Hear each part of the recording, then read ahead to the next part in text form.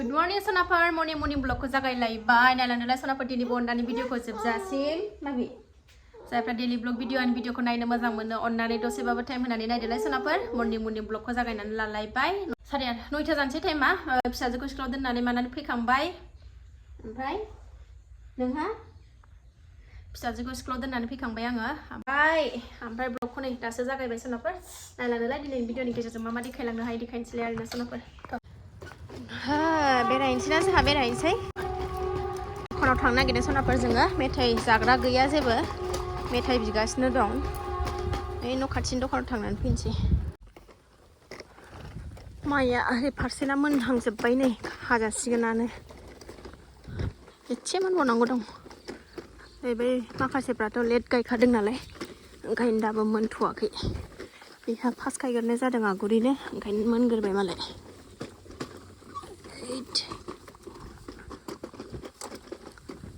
जा बार बारगासिनो दंहाय खोलो खोलोनो गुसुथार बेथि अबाव थांनो मा अबाव थांनो दखानाव मेथाइ लायनोसै आबैनाव मेथाइ लायनोसै आबैनाव मेथाइ लायनोसै ना आबैनाव मेथाइ लायनोसै आंहा ना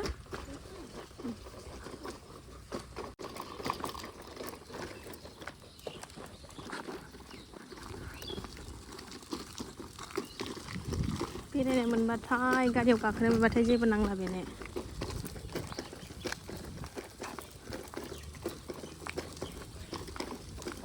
नों मा जागोन मा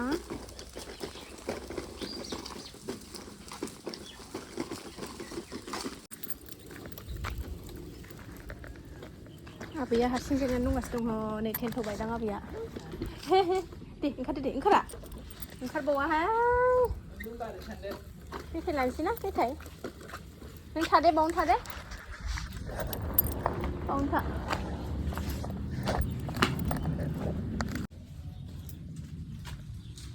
फैबावलायानो फैया फैनोसै फैदो दे ओंखारा दे फैनबाय जों sonaphar दखाननिफ्राय थाइजौ माबाबो लाबोफाबाय आं नै बिलाइ मन्दिराव दाहाय बेलासियाव सोलायनो जोंना न'निया एकदम मोजां गैया ओंखायनो बै लामायाव सासे आब'मोननिफ्राय लाबोफाबाय आङो दा बेलासियाव सोलायनानै होनोसै मेथाइ थफ्ला मेथाइ गोजा मेथाइल' नांगौ सोरांबाथाय मेथाइल' नांगौ मोनजानायखाय सिरि जि मोजां बार नांदोंहाय खोलो खोलोनो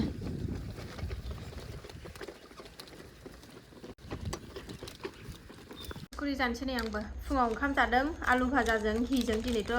बिस्थिबार नालाय मिरामिस sonaphar जाफाबाय आंबो ओंखाम खुरकुरि जानोनो नै आंना जोलैनि फावा मालाय प्लास्टिक गाननानै थाबायगासिनो मा होननो माबायदि गियान फैयो बेनाव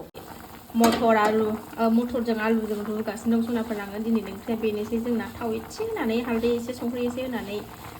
रुबाय आङो जेबो होआसै पियास टियासथ' जाखाया नालाय मिरामिस दिनबा रुइहांबाय मटराबो नै मोदोमनायनि एसे दुन्दिया होबाय ओमफ्राय एसे जबहोबावनानै खांनानै होनोसै बेजोंनो जा गोथाव जाफैगोन बे दा बिराद मोजां मोनो बे मटरजों आलुजों रुनायखौ थावबो होलायलायबावनाङासै प्रेसार कुकाराव रुनानै ओरैनो होबानो बिराद मोजां जायो आंना फिसाया गनाय टाइमबो जानोसै एसे ओंखाम जानानै लाबावनोसै आङो उखैबाय बानलु सिफ्लेना लानि र' दुन्दिया बाथोना जाबाय आंना सामब्राम आरि होनो मोनबा साबसिन गोथावसिन जाबावगौमोन मोदोमलायथारबाय होइसे ओंख्रिया होइसे जानानै फिसाजोखौ लायनो थांसैलायहाय नै टाइम जाबाय मटर आलु ओंख्रिखौबो एसे लाबाय आं नै आंहा दुन्दिया बाथोन मोनबानो जेबो नाङा माबे जानो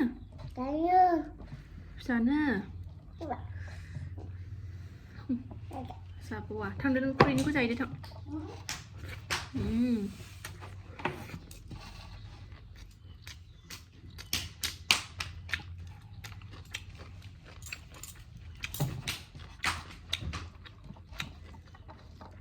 दुन्दिया बाथोना खर' थिखिनायाव नांहैलायनाय गोसाखा जाहैदो नों जादो आं दौनाङा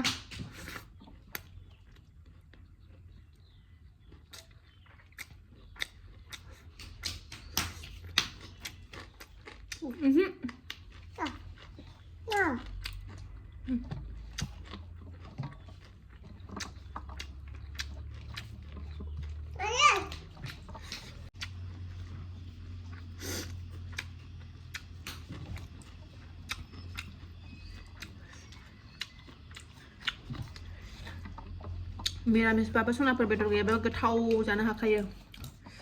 बेदर गैयैखौबो जानायखौ देखायनांगोन ना नङाबा रायखुसिया बेदरल' जायो सानगोन सोरबा सोरबा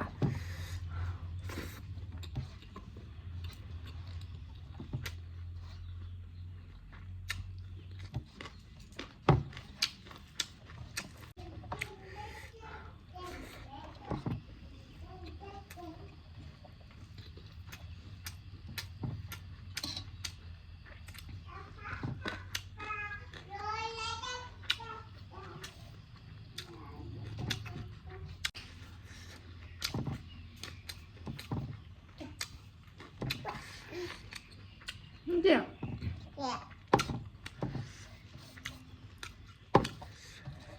जानोबा खनसे डिस्टार्ब जानायाव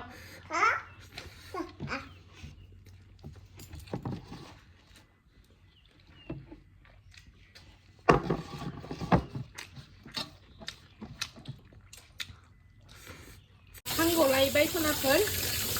टाइमाबो जाथारबाय थाब थाब थांसै ओंखारलायबाय सनाफोर थांनो टाइमाबो जाथारबाय थफ्लाखौ बालायबाय नै थफ्लाखौ बालायबाय ना माना थांसैना जोंहा साख्रियाव थांसैना 2 मिनिट दंबावो फैथ'वाखै दाबो स्कुल गेट मोनफैबाय नै जोङो दे ड्रेसा चेन्ज खालाय दं न'आव मोनफैबाय खुदो ड्रेसा ओंखाम जाहोगोनसै सनाफोर दसे थाना लोगो मोनफिनगोन र' मोनालायबाय सनाफोर नै बेलासिनि साखि बाखि होखांबाय आहा सा गोथाव लोंनोसैलाय एबार सायाबो गोदौबाय नै आंना ग्लब ग्लब ग्लबनो माबाखौबो बारदिंलायदों कापखौ हानहरनो गोलैगोन दे गांलाब बेलथायबोगोन नोङो